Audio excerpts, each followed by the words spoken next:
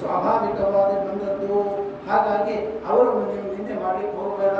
ಇದು ನನಗೆ ಎಲ್ಲಿಂದ ಬಂತು, ಹುಟ್ಟಿದಾಗಿನಿಂದ ಬಂತು, ಯಾರು ಪಾಠ ಹೇಳಿಕೊಟ್ಟದ್ದಲ್ಲ ಅಂತ ಇಷ್ಟು ಹೇಳಿದಾಗ ಹಿರಣ್ಯಕಶಿಪುವಿಗೆ ನಾವು ತಡೆಯಲಿಕ್ಕೆ 5 ವರ್ಷದ ಬಾಲ.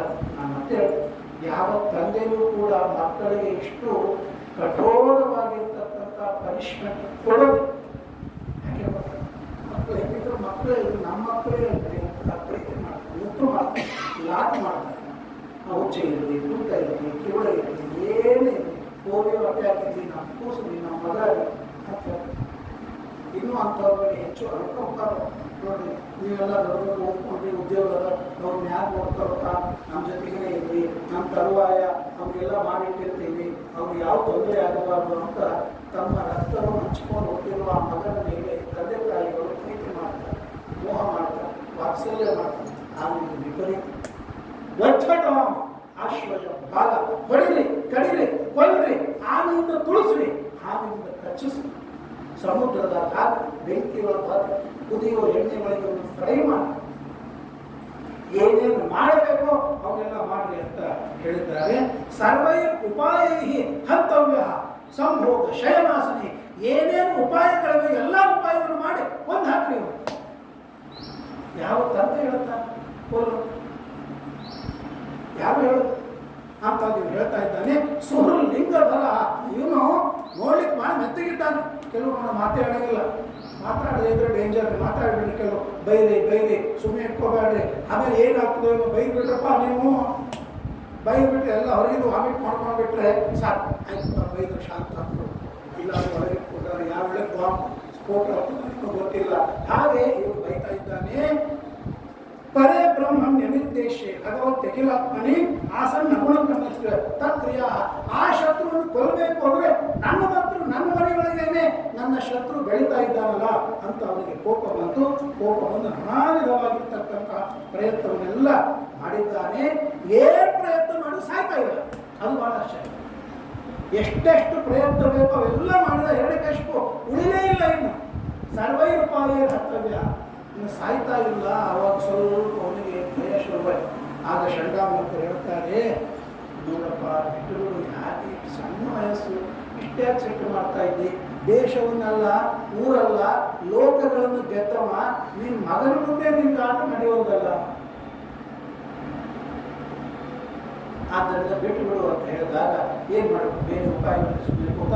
ಹಾಗಾದ್ರೆ ನಿಮಗೇನು ಏನಿಲ್ಲ, ನಾವು ನಿಮಗೆ ವಯಸ್ಸು ತಿಳುವಳಿಕೆ ಬರ್ತದೆ, ನಿಮ್ಮ ಮಗನೇ ಅಲ್ಲ, ಆದ್ದರಿಂದ ತಿಳುವಳಿಕೆ ಬರ್ತದೆ ಅಂತೇಳಿ ಧರ್ಮ ಅರ್ಥ ಕಾಮ ಮೋಕ್ಷ 4 ಪುರುಷಾರ್ಥ ಸಿಲೆಬಸ್, ಅದರೊಳಗೆ ಕೊನೆ 2 ತೆಗೆದು ಬಿಡ್ತೀವಿ. ಮೊದಲನೇದು ಇದು ಕೊನೆಯದು, ಯಾವುದು ಧರ್ಮ ತೆಗಿತೀವಿ, ಮೋಕ್ಷ ತೆಗಿತೀವಿ. 2 ಅರ್ಥ ಕಾಮ.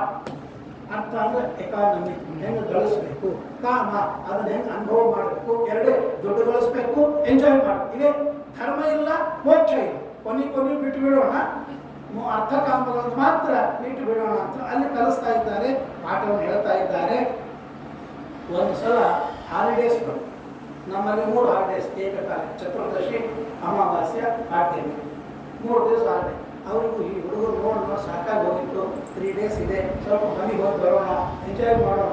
ಎಲ್ಲರಿಗೂ ಒಂದೇ ರೊಟೀನ್ ಲೈಫ್, ಎಲ್ಲರೂ ಬರ್ತದೆ ಮನೆಗೆ ಹೋಗೋಣ ಅಂತ ಹೋದರು. ಆಮೇಲೆ ಇದೇ ಒಳ್ಳೆ ಟೈಮ್ ಅಂತ ಆ ಎಲ್ಲ ಮಕ್ಕಳು ಆಟ ಆಡ್ತಾ ಇದ್ದಾರೆ. ಆಟ ಆಡ್ತಾ ಇರುವಾಗ ಇವರೊಬ್ಬರೇ ಎಲ್ಲೋ ಮೂಲೆ ಕೂತಿದ್ದಾರೆ. ಬಾ ಪ್ರಹ್ಲಾದ ಆಟಕ್ಕೆ ಬಾ ಅಂತ ಕರೀತಾರೆ. ಮಾತೆ ಕೇಳ್ತಾ ಇದ್ದಾರೆ. ಒಬ್ರು ಕೆಲವರು ಹೋಗಿ ನಡಿ ಅಂತ ಹೇಳ್ಕೊಂಡು ಹೋಗ್ತಾ ಇದ್ದಾರೆ. ಇಲ್ಲ, ಈಗ ಆಟ ಆಡೋ ವಯಸ್ಸುಗಳನ್ನ ಬಾಲ್ಯದೊಳಗೆ ಆಟ ಆಡಬೇಕು, ಯೌವನದೊಳಗೆ ಚೆನ್ನಾಗಿ ಎಂಜಾಯ್ ಮಾಡ್ತೀವಿ, ದುಡ್ಡು ಗಳಿಸಿ ಹೇಳ್ತೀವಿ, ಮಕ್ಕಳು ಪರಿವಾರ.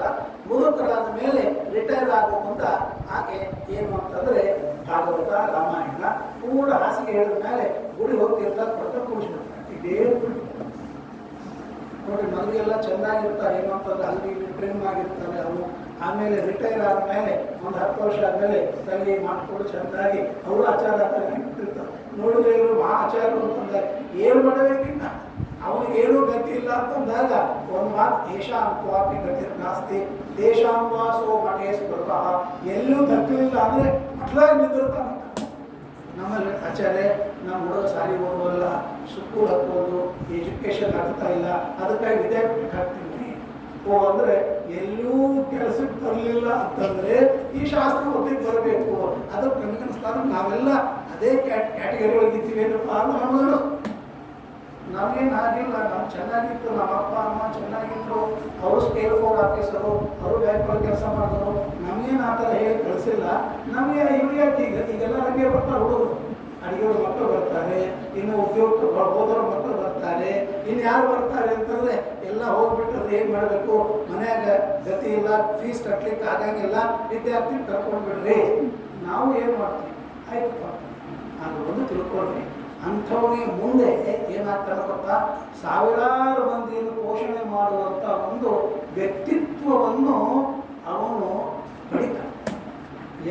ಏನು ಉಪಯೋಗವಿಲ್ಲ ಅಂತ ಕಲಿಸಿರ್ತಾರವ ನೂರಾರು ಜನರನ್ನು ರಕ್ಷಣೆ ಮಾಡುವ, ಪೋಷಣೆ ಮಾಡುವ, ಅವನ ಹಿಂದೆ ಕರ್ಕೊಂಡು ಹೋಗ್ತಕ್ಕಂಥ ಒಂದು ಲೀಡರ್ಶಿಪ್ಪು ಪಡಿತಾರೆ. ಹಾಗಾಗಿ ವಿದ್ಯಾಪೀಠಗಳಲ್ಲಿ ಬಂದವರು ಎಲ್ಲ ತರಹದ ಅನುಭವ ಇದೆ.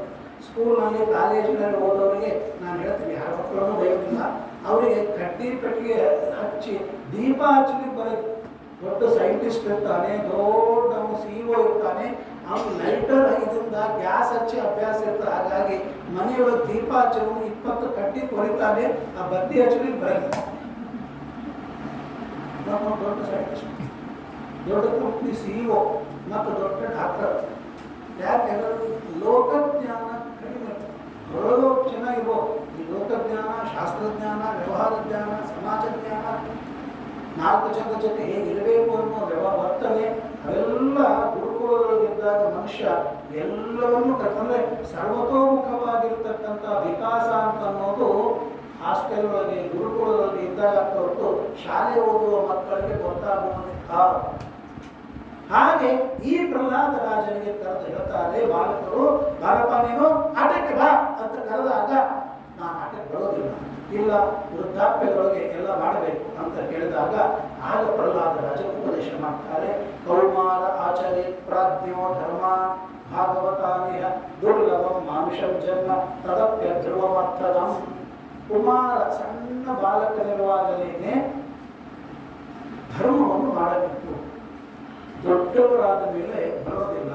ಅದಕ್ಕಾಗಿ 25 ವರ್ಷಕ್ಕೆ ಉಪನಯನ ಮಾಡ್ತಾರೆ.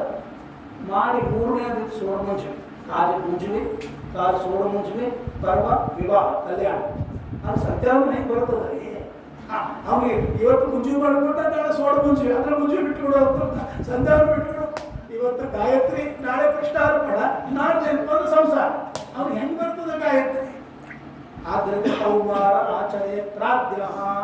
ಮದುವೆ ಯಾವಾಗ ಮಾಡಿ, ನಾನು ಯಾವಾಗ ಹೇಳ್ತೇನೆ, ಮದುವೆ ನಮ್ಮ ಕೈಯಾಗಿಲ್ಲ, ಹುಡುಗಿ ಸಿಗ್ಬೇಕು. ಹುಡುಗಿ ಸಿಕ್ಕಾಗ ನಾವು ಮದುವೆ ಮಾಡ್ತೀವಿ, ಅಥವಾ ಹುಡುಗಿಗೆ ಹುಡುಗ ಸಿಕ್ಕಾಗ ಮದುವೆ ಆಗ್ತದೆ. ಮುಂಚೆವಿ ಯಾರು ಬೇಕಾಗಿಲ್ಲ, ಅಪ್ಪ ಅಮ್ಮ ಇದ್ರೆ ಸಾಕು, 8 ವರ್ಷ ಬಂದ್ರೆ ಅವ್ನು ಮುಂಚೆ ಮಾಡ್ಬೋದು. ಮುಂಚುವಿಗೆ ನಮ್ಮ ಕೈಯಾಗಿಲ್ಲ, ಮದುವೆ ನಮ್ಮ ಕೈಯಾಗಿಲ್ಲ, ಮಕ್ಕಳು ನಮ್ಮ ಕೈಯಾಗಿಲ್ಲ, ಅವ್ರಿಗೆ ಮಕ್ಕಳು ಹುಟ್ಟಬೇಕು ನಮ್ಮ ಕೈಯಾಗಿಲ್ಲ. ಅದು ಅವ್ರವ್ರದ್ದೆಲ್ಲ ಪ್ರಯತ್ನ. ಇಲ್ಲೇನು ತನ್ನ ತಂದೆ ತಾಯಿಗಳ ಪ್ರಯತ್ನ. 8 ವರ್ಷಕ್ಕೆ ಉಪನಯನ ಮಾಡಿ ಅವನಿಗೆ ಸಂಧ್ಯಾವನೆ ಕಲಿಸ್ಕೊಟ್ರೆ ಅವನು ಜೀವಿತಾಂತ ಸಂಧ್ಯಾವನೆ ಮಾಡ್ತಾ ಇರ್ತಾನೆ. ಈ 25 ವರ್ಷಕ್ಕೆ ಸಂಧ್ಯಾವನೆ ಕಲಿತ್ರೆ ಅವನಿಗೆ ಸಂಧ್ಯಾ